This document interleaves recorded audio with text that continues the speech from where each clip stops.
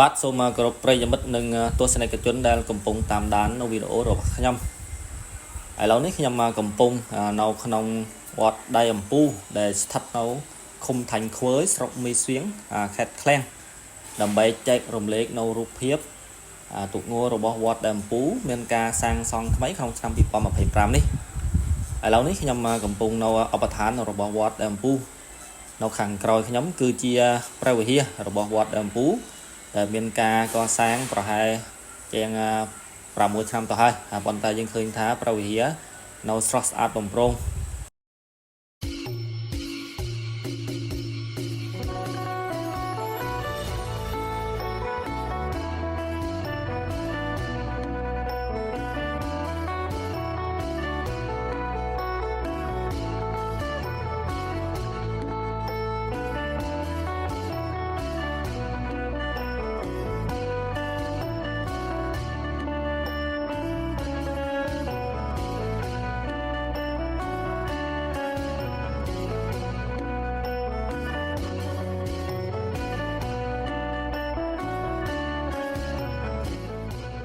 ឥឡូវនេះខ្ញុំ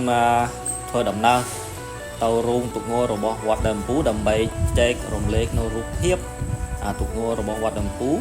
មានការសាងសង់ថ្មីក្នុងឆ្នាំ2025នេះសូមអញ្ជើញប្រិយមិត្តនិងទស្សនិកជនតាមដានណា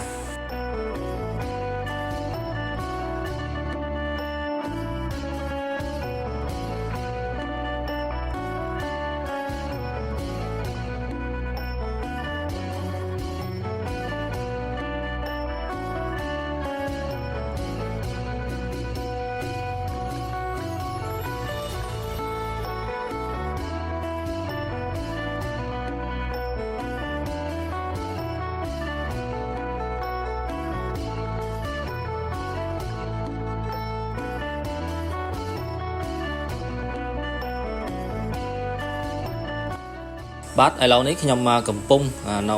រូងទុកងរបស់វត្តដៃអំពូទីកន្លែងនេះគឺជាទីកន្លែងធ្វើទុកងរបស់វត្តដៃអំពូក្នុងឆ្នាំ2025នេះយើងឃើញថាទុកងរបស់វត្តដៃអំពូធ្វើក៏បានសម្រេចប្រហែល90% ទៅហើយយើងឃើញថារាងទុកងរបស់វត្តដៃអំពូយ៉ាងស្អាត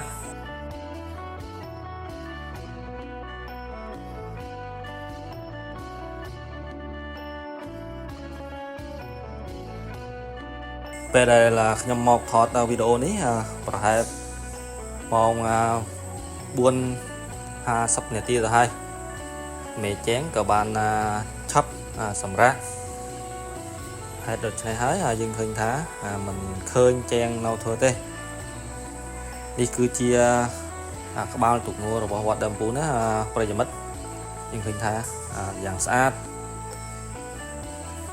មៀតឈើយ៉ាងស្អាតយ៉ាងស្រស់យ៉ាងមាំមួន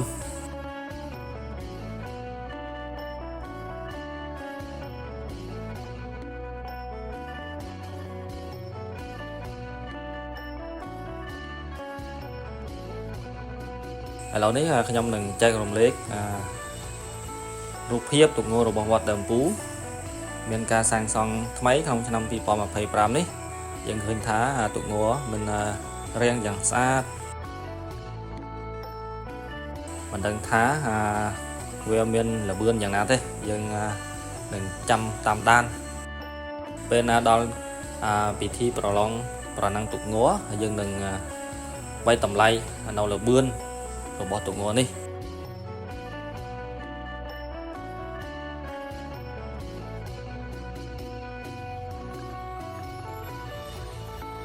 បាទឥឡូវនេះសូមប្រិយមិត្តតាមដាននៅទុកងនេះណា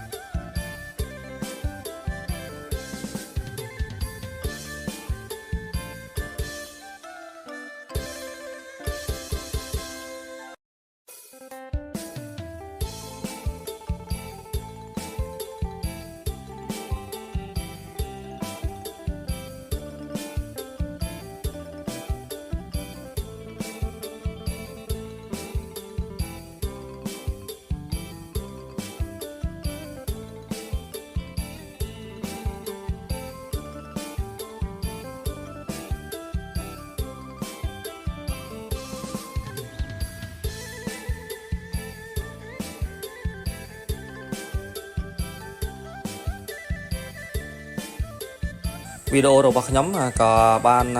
បញ្ចប់ត្រឹមនេះសូមអរគុណប្រិយមិត្តដែលបានទស្សនានៅវីដេអូរបស់ខ្ញុំ